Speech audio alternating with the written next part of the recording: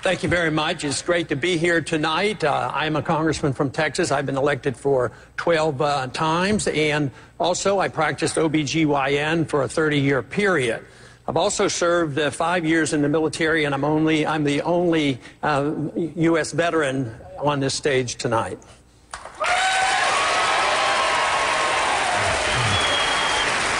I think too often all of us are on the receiving ends of attacks from the media, and it's very disturbing because sometimes they're not based on facts, and we suffer the consequences. You know, sometimes it reminds me of this idea of getting corporations out of running campaigns, but what about the corporations that run the media? I mean, they're always in charge. And I think our responsibility, since sorting facts and fiction, the people have to sort this out. But I think setting standards are very important, and I'm very proud that my wife of 54 years is with me tonight.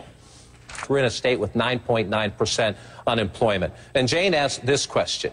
List 3 or more specific programs that will put American people back to work. Congressman Paul, I want to begin with you. Do you believe we need specific federal programs to put the American people back to work? Well, most of the things the federal government could do to get us back to work is get out of the way. I'd like to name. I'd like to see the federal government have a sound currency. That creates a healthy economy. I would like to see massive reduction of regulations. I would like to see income tax reduced to near zero as possible. And that is what we have to do. We have to get the government out of the way. We have to recognize why we have unemployment. And it comes because we have a deeply flawed financial system that causes financial bubbles. The bubbles burst and you have the unemployment. Now, the most important thing to get over that hump that was created artificially by bad economic policies is to allow the correction to occur. You have to get rid of the excessive debt. You have to get rid of the malinvestment. And you don't do that by buying the debt off the people who were benefiting from it. So we, the people, shouldn't be stuck with these debts on these mortgage derivatives and all. We need to get that behind us, which means the government shouldn't be doing any bailout. So most of the things to improve the environment is getting the government out of the way and enforce contract laws and enforce bankruptcy laws. Let's stay on the economy and let's stay on the South Carolina experience all you gentlemen have had. As you know, and as this audience reflects, this is a state incredibly proud of its military tradition and incredibly proud of its veterans. Many of those veterans who have served post 9/11, served honorably in Iraq and Afghanistan, are coming back to a terrible economy. Right now, unemployment rate for post 9/11 veterans aged 18 to 24 is at 22%. Congressman Paul, to you first, sir. Should the federal government be specifically targeting that part, or veterans coming back saying the unemployment rate is so high among that subgroup that the federal government should offer a tax incentive to employers or take other steps to help them, to incentivize the economy, to help them get jobs? To some degree, but you really want to make the environment, the economy healthy for everybody and not designate special places. But to help them out to come back is probably necessary on some occasions now. But we have to think about how serious our problems are here, because we faced something much, much greater after World War II. We had 10 million came home all at once. But what did we do then? There were some of the liberals back then that said, oh, we have to have more work programs and do this and that. And they thought they would have to, do everything conceivable for those 10 million. They never got around to it because they came home so quickly. But you know what the government did? They cut the budget by 60%. They cut taxes by 30%. By that time, the debt had been liquidated, and everybody went back to work again. You didn't need any special programs. So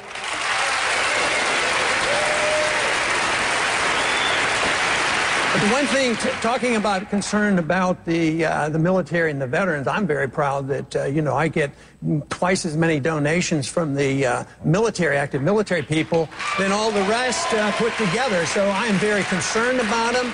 I think where the real problem is we can create a healthy economic environment if we did the right things. But where the veterans really deserve help, both as a physician and as a congressman, is the people who come back and aren't doing well health-wise. They need a lot more help. We have an epidemic now of suicide of our military coming back. So they need a lot of medical help, and I think they come up shortchanged. They came up shortchanged after Vietnam War. Persian Gulf War, and even now. They don't get care from the Veterans Administration. I think we all agree. Let's turn now and take a question from down in our audience tonight. Go ahead, sir. My name is Sonny Cohn. I'm from Sevier County, Tennessee. My question to any of the candidates is, do any of you sincerely believe that Obamacare can either be repealed or reversed in its entirety? Congressman Paul, you have the floor. Do you trust these men to repeal Obamacare? Thank you.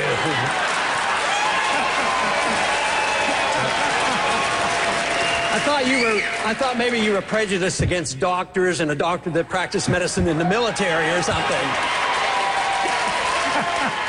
No, I want to address the question.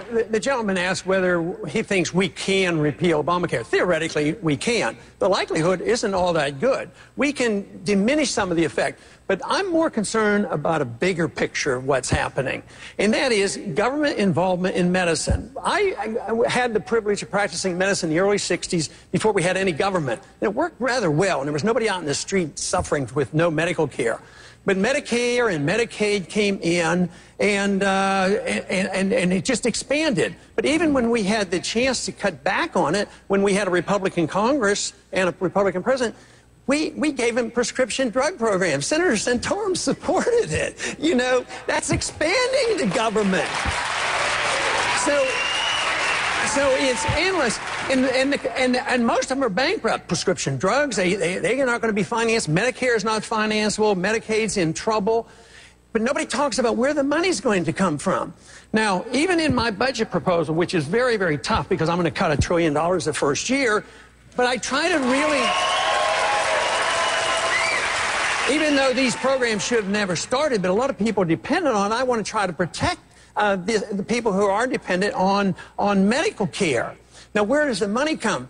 My suggestion is look at some of the overseas spending that we don't need to be doing. We have troops in Korea since the Korean War, in Japan since World War II, in Germany since World War II. Those are subsidies to these countries. And we keep fighting these wars that don't need to be fought. They're undeclared. They never end. Newt pointed out, you know, World War II was won in less than 4 years. Afghanistan, we're there for 10 years. Nobody says, where's the money come? We could work our way out of here and take care of these people with these medical needs, but we can't do it with the current philosophy of the government taking care of everybody forever on medical care, cradle to grave, and being the policeman of the world. We will get rid of all this government program, unfortunately, because we're going bankrupt and you're going to have runaway inflation and our checks are going to bounce, and that's going to be a lot worse problem than we're facing tonight. John Marcoux from the great city of Charleston. Gentlemen, when will you release your tax return specifically? Congressman Paul, I want to start with you. We reached out to your campaign this week, and they said you would not release your tax returns. Why? Well, I hadn't thought it through. I don't have an intention of doing it, but for a different reason. I'd probably be embarrassed to put my financial statement up against their income, and I don't want to be embarrassed because I don't have a greater income. Now, I mean, it may come to that, but right now I have no intention of doing that. I think with our financial statements, congressional financial statements, I think you know more about me than I know about myself. That's how my wife found out so much about what we were doing, you know, from my financial statement. Now, I don't think people need that because nobody's challenging me because I have no conflict of interest and I don't even talk to lobbyists and I don't take that kind of money. So there's no conflict. Congressman Paul, how do you revive Made in America? You have to create the right conditions to bring these companies back, and they have to bring their capital back and shouldn't be taxed. But Apple's a great company, but the way you ask the question, it infers that because there's a bunch of workers overseas, it hasn't benefited a lot of people here. The consumers obviously have been benefited by a good company, well run. But obviously there's a lot of employees with Apple in this country as well. I don't think that's the number that you have to be concerned about. A lot of people worry about us buying and money going overseas. But if you send money to China, let's say they're paying wages over there and we send dollars over there, well, they don't put the dollars in a shoebox. They have to spend those dollars. Unfortunately, they're buying our debt and perpetuating our consumerism here and our debt here. But immediately there's a benefit to us because those dollars come back. but also when you get products, if you're buying products cheaper over there, let's say the computer cost $100 instead of $1,000. Well, the person's just saved $900. That helps the economy. That $900 stays in that person's pocket. So whether it's shoes or a computer, so we shouldn't be frightened about trade or sending money on, but we have to look at the reason why they're doing this. I mean, even the car companies, there's obviously a problem with car companies here. They're in bigger trouble, and we had to bail them out. But there are foreign companies that build cars in this country, and they make a living out of it. So it's more complex than that, but we have to do whatever we can. I think the union problem, the right to work states, and of course I've chided Senator Santorum on this because he has voted, you know, against right to work. But we have to change these conditions to invite people back. But believe me, the regulations and the fact that we are the issuer of the reserve currency of the world is a real temporary blessing for us because it's easy for us to export our money. That's unfortunately our greatest export, and they're still taking our money. Soon, though, they're going to quit, and this whole ball game is going to end, and we better get prepared for it. What is your take on SOPA? And how do you believe it affects Americans? For those who have not been following, that SOPA is the Stop Online Piracy Act. Crackdown on internet piracy, which is clearly a problem. But opponents say it's censorship. Full disclosure, our parent company, Time Warner, says we need a law like this because some of its products, movies, programmings, and the like are being ripped off online. I was the first Republican to sign on with a host of Democrats to oppose this law. And we have worked... We have had a concerted effort, and I feel like we're making achievement there. This bill is not going to pass, but watch out for the next one.